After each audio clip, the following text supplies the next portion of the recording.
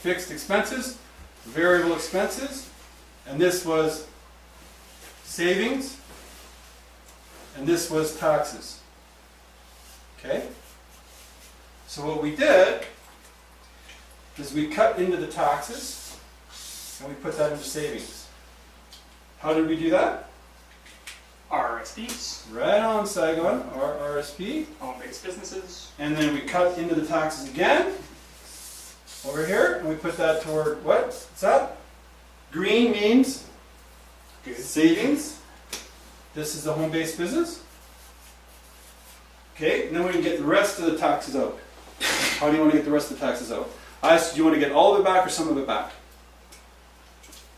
That's another conversation, but we can. There's a way to do it, and I call it tax credits. Okay, we can get the rest of it all back through tax credits. Boom! So what have I done? I've created 30% taxes that you pay anyway, whether you like it or not, for the rest of your life. So if you make 100 grand a year or save 30 grand a year, 30% is 30%. So if you're going to pay 20,000 a year in taxes for the next 10 years, that's 200,000. No, indexed with inflation, it's more like 300,000. So keep on paying your taxes, and when it really hurts, then eventually you're going to do this, right? So you effectively cut your taxes and put it into where? Savings. Because you know that your home-based business, every dollar you put into it increases the value of the company. Even if it's advertising, even if it's inventory and equipment, you can sell it. You sell goodwill. And did you know that home-based business, if you incorporate it, you get $750,000 tax-free per shareholder. So you and your wife have a corporation, and you can have $750,000 tax-free exemption for the rest of your life, and your wife $750,000. What's $750,000 plus $750,000? $1.5 million. Okay? So between you and your wife, you could sell your immigration business, bringing people from China to Canada, teach them English, put them up in a house, rent their rooms to them down in your basement of your house for $650. Ask me how I know. I've done this. We do this. I was married to a Chinese woman. So you just mentioned home business. Now One we get share some tape we and stick it on that cupboard there. Stick it on the white cabinet way over here on the other side of the cabinet. So that's the first thing. That's gold. I gave you guys gold. I could be finished right now, and you're not still going to be able to sleep. You're going to go, how does this thing work? How do I do this now? Okay. So let me ask you a question. What questions do you have about that?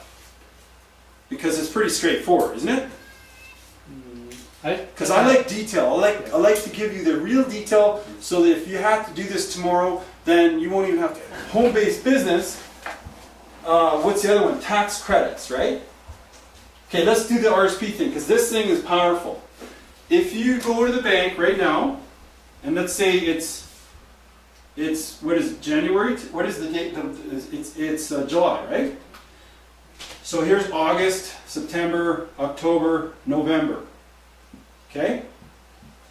So, and then December, right?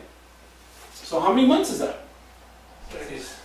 6 months, right? And if you make 60 grand this year, you'll probably go 65.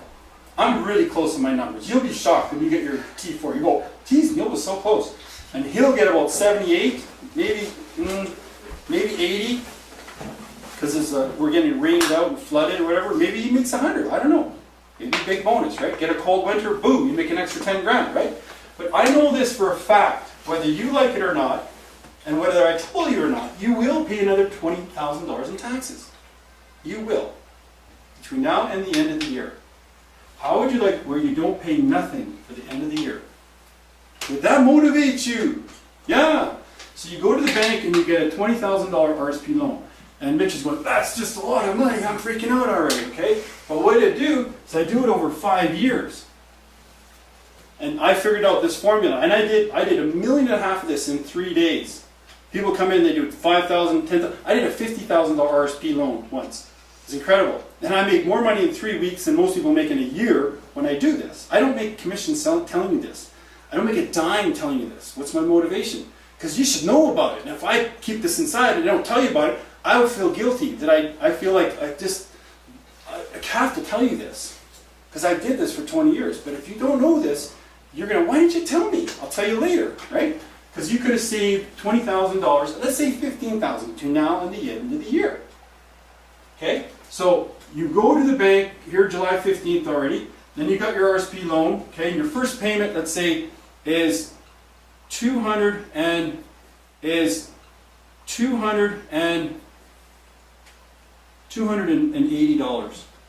How do I know that? I'm really good with my numbers. I'm like a Rain Man. I've done this so many times. If you borrow $20,000 over 5 years, your first payment is going to be in September 15th. Okay? But if you go tomorrow and it's July 17th tomorrow, you would get a receipt tomorrow for $20,000 from the bank. Bank of Montreal, BMO. Or you with BMO, the Bank of Hong Kong, whatever. Okay? So you get a receipt. Riley would get a receipt for 20 grand, and then he goes to work the next day on the 18th. And he goes right to the payroll department. Payroll. And he shows them this receipt for 20K. And all he has to say, here's my receipt, $20,000, okay? And you're the payroll officer, there you go. Stop taking taxes off my check for the rest of the year, please. What's he going to say? Sorry. Okay, you can't do that? If I gave you a receipt for $20,000, this is a photocopy of my RSP receipt that's issued by Revenue Canada, and I took that to the payroll department. I say, stop taking taxes off my check for the rest of the year. And you say, no, can't do that? You could be right. Yeah. And so then what would I do? I would go over to Revenue Canada again and get Revenue Canada to write me a letter. Mr. Wines has the right to lower his taxes at source, signed Revenue Canada officer. Sorry, I forgot to bring this over yesterday. Okay, so stop taking tax off my check for the rest of the year. What do most people do? Keep paying them? No, can you take off more from my taxes? Like take off another $500 every month so that when I get my refund, it's going to be a bigger refund?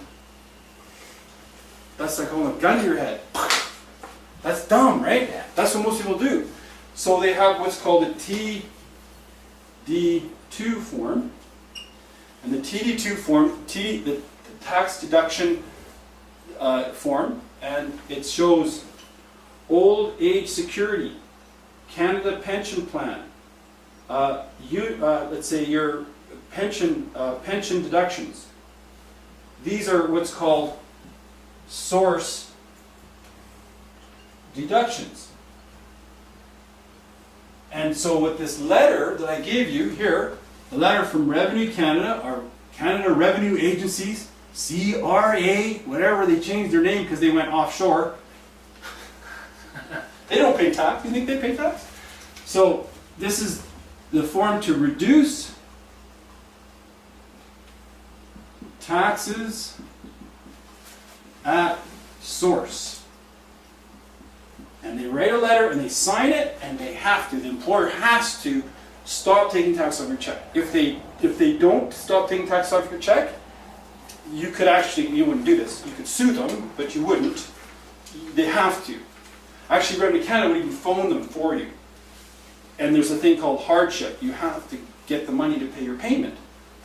But if you figure this out, and you know you're going to pay like 80 grand this year, and everything over 60,000, you're going to pay 30% tax, right? So this minus that is 20,000, right? So there's the 20,000. So how much is your refund? 30% of 20,000 is how much? $6,000, and divided by 6 months. How much does that work out to? $1,200 a month. That's a lot of money. So when you get your paycheck, it doesn't show 1,600 came off your paycheck. It shows 0 came off your paycheck. Okay, now other than being really not motivated and sleeping right now, I don't know why you wouldn't do that. Really, I just don't know. Because you've never done it before. You don't even know what a TD2 form is. No. So ask me. I'll show you where to get it. Go to Google TD1, the Revenue Canada, and print out